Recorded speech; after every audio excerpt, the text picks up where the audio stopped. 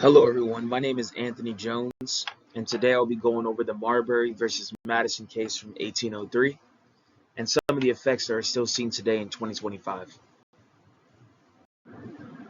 For our agenda, first we'll be discussing the state of the U.S. government before this case, then some of the significant aspects, and then we'll move on to some of today's impacts from this decision, and then a proposed update to bring this decision into the 21st century, and finally, the conclusion.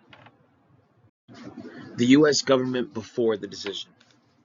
First, before this case, the concept of judicial review was not established at all. Next, courts did not have a formal role in determining whether laws passed by Congress were constitutional. Then, the legislative and executive branches held more unchecked power compared to the judiciary. And lastly, the separation of powers were less defined, with limited mechanisms for legal challenges against government actions. Significant aspects. For the background, William Marbury sued then Secretary of State James Madison for failing to deliver his commission as Justice of the Peace. The key issue here was whether the Supreme Court had the authority to compel Madison to deliver the commission. For the ruling, Chief Justice John Marshall declared that the provision of the Judiciary Act of 1789 that gave the court the power to issue such orders was unconstitutional. And the significance, this established the principle of judicial review, empowering the judiciary to invalidate unconstitutional laws. Moving on to today's impacts. The first one, judicial review ensures the Constitution remains the supreme law of the land. Next, it also protects individual rights by striking down laws that violate constitutional principles. Third, it provides a check on legislative and executive powers.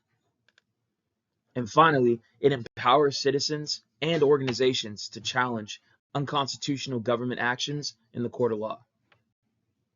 The three propositions that I have to bring this decision into the 21st century would first be in regard to judicial decisions.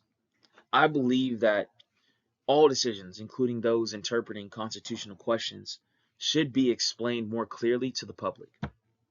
Second, would be the use of digital platforms to broadcast live proceedings and provide summaries in plain language to the masses. And lastly, my goal proposition would be to increase public engagement to promote both legal understanding and also trust in the judiciary. Conclusion. Marbury versus Madison fundamentally changed American governance by empowering the judiciary. It also continues to safeguard democracy by maintaining constitutional integrity. And lastly, I believe that modernization efforts could help make its principles more accessible and also transparent in today's digital age.